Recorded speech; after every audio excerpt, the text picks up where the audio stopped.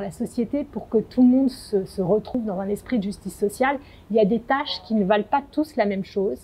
Et la notion de vie décente, elle s'évalue aussi à l'aune de ces activités qu'on valorise plus ou moins, d'où cette importance de partager les charges et les honneurs publics.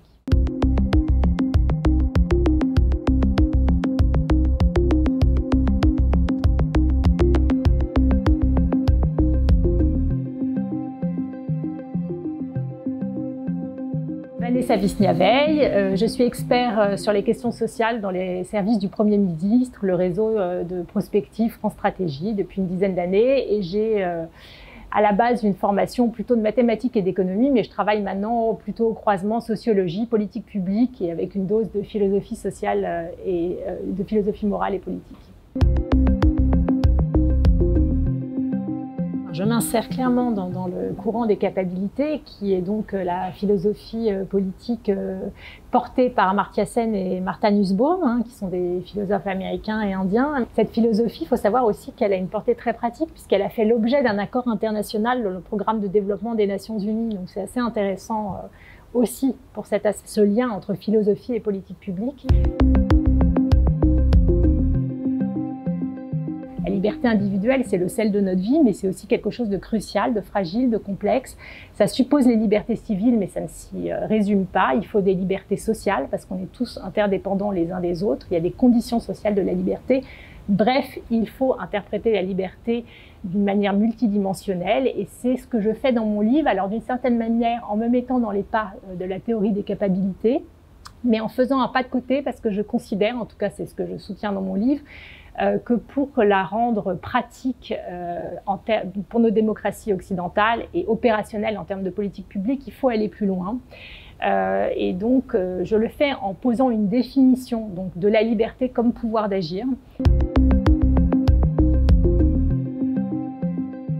En fait, dans le mot pouvoir d'agir, ce qu'il faut entendre, c'est peut-être mon inspiration première, c'est puissance d'agir. Il s'agit bien de s'accomplir, de se réaliser dans la vie, mais pas forcément dans l'idée que tout est possible, mais plutôt que c'est la question de la reconnaissance et donc de la convergence entre des histoires individuelles et des institutions sociales qui permettent qu'on soit producteur de choses dans son environnement et qu'on s'y reconnaisse et qu'on soit reconnu par les autres. Et j'exhibe une typologie de ce pouvoir d'agir en 5 sphères qui sont pouvoir d'agir en produisant, la consommation, les liens intimes, pouvoir d'aimer et réciprocité, connaître et se transformer au contact du monde, et le pouvoir d'agir en commun ou la démocratie.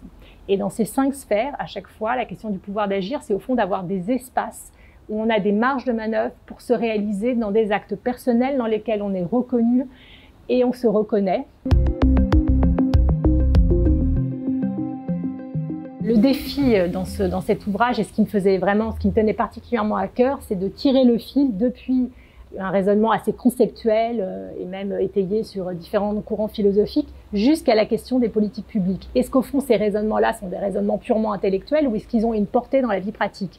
Et ma thèse, en tout cas, c'est ce que je démontre en démultipliant tout un tas d'exemples de leviers de politique publique, de priorités d'action publique et surtout de positionnement dans des débats actuels, c'est que oui, ça a une portée. Si on va jusqu'au bout du raisonnement, ça permet de se situer dans des débats actuels qui ont trait à la transition écologique ou au manque de démocratie ou au problème du manque d'emploi ou de la précarisation ou de la dualisation du marché du travail, etc.